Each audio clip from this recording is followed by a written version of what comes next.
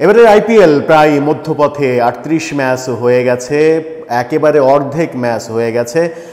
৩৯তম ম্যাচে মোস্তাফিজের চেন্নাই এবং লখনৌ মুখোমুখি হওয়ার প্রাক্কালে চলুন একবার পেছনে ফিরে দেখা যাক এবারের আইপিএলে কতটা সেঞ্চুরি হলো, কে কতটা সেঞ্চুরি করলেন, কে উইকেটের দিক থেকে এগিয়ে রয়েছেন, কে কতটা উইকেট পেলেন এবং ব্যক্তিগতভাবে সর্বোচ্চ রান কারা করে ফেলেছেন।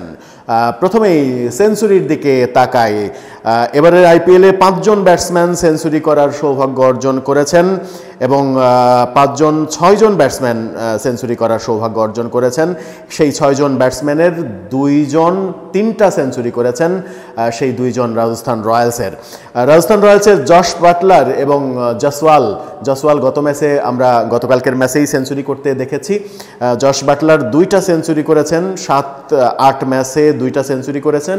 জসওয়ালও 8 ম্যাচে 1টা সেঞ্চুরি করেছেন, 2 জন মিলে 3 সেঞ্চুরি করেছেন। অন্য সেঞ্চুরির মালিকরা সুনীল নারিন কেকেআরের, তিনি 1টা সেঞ্চুরি করেছেন, 109 রানের ইনিংস। রোহিত শর্মা মুম্বাই ইন্ডিয়ান্সের, তিনি 1টা সেঞ্চুরি করেছেন, 113 রানের ইনিংস, 105 রানের ইনিংস। সুনীল নারিন 109 রানের ইনিংস, রোহিত শর্মা 105। বিরাট কোহলি 1টা সেঞ্চুরি করেছেন আরসিবির, তিনি করেছেন 113 রান এবং ট্রাভিস হেড 102 রানের একটা ইনিংস করেছেন। অল্পের থেকে একদিন আগেই আমরা ট্রাভিস হেডের আরেকটা সেঞ্চুরি মিস করতে দেখেছি, 89 রানে আউট হয়ে গিয়েছিলেন। সর্বশেষ গতকালকের ম্যাচে জসওয়াল 104 রানের একটা দুর্দান্ত ইনিংস খেললেন। সেঞ্চুরি থেকে এবার চলুন যাওয়া যাক বোলারদের দিকে দৃষ্টি দিলেই আমাদের কাটার মাস্টার মোস্তাফিজের কথা সবার আগে আমাদের আলোচনা করতে ইচ্ছে হয়, কিন্তু দুর্ভাগ্যক্রমে মোস্তাফিজ ম্যাচ খেলেছেন 2টা কম, 6 ম্যাচ খেলেছেন, অন্যরা 8 ম্যাচ খেলে ফেলেছেন এবং 6 ম্যাচ খেলে এখন পর্যন্ত 11টা উইকেট পেয়েছেন। 11 উইকেটের সাথে মোস্তাফিজের সঙ্গে সমান উইকেট পেয়েছেন সাম কারান, তিনিও 11টা উইকেট পেয়েছেন। মুম্বাই ইন্ডিয়ান্সের কোটজি, তিনি 12 উইকেট পেয়েছেন, 12 উইকেট পেয়ে তিনি 4 নম্বরে রয়েছেন। স্যাম কারান এবং মোস্তাফিজ যৌথভাবে 11 উইকেট নিয়ে 5 নম্বরে রয়েছেন। 1, 2, 3 এই 3 জায়গায় রয়েছেন জসপ্রীত বুমরা 8 ম্যাচে, তিনি পেয়েছেন 13 উইকেট।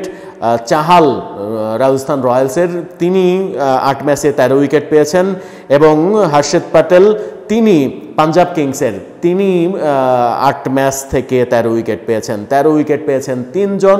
এই 3 জনকে পেছনে ফেলতে হলে মোস্তাফিজকে লখনৌর সঙ্গে আজকের ম্যাচে দুর্দান্ত পারফরমেন্স করে অন্তত 2টো উইকেট পেতে হবে 13-র সমান হতে হলে, আর 3টা উইকেট পেলে মোস্তাফিজ চলে যাবেন 1 নম্বরে। এবার ব্যাটিংয়ের দিক থেকে কারা সর্বোচ্চ রানের মালিক অবস্থায় আছেন সেটা একটু দেখে নিই। সবার উপরে বিরাট কোহলি, তিনি 379 রান, সর্বোচ্চ 113 রান। ট্রাভিস হেড, তার রান 324, তার সর্বোচ্চ রান 102। 3 নম্বরে রয়েছেন রায়ান পরাগ রাজস্থান রয়্যালসের, তিনি 318 রান করেছেন, সর্বোচ্চ রান 84, অপরাজিত, সেঞ্চুরি হয়নি তার, দুর্ভাগ্য।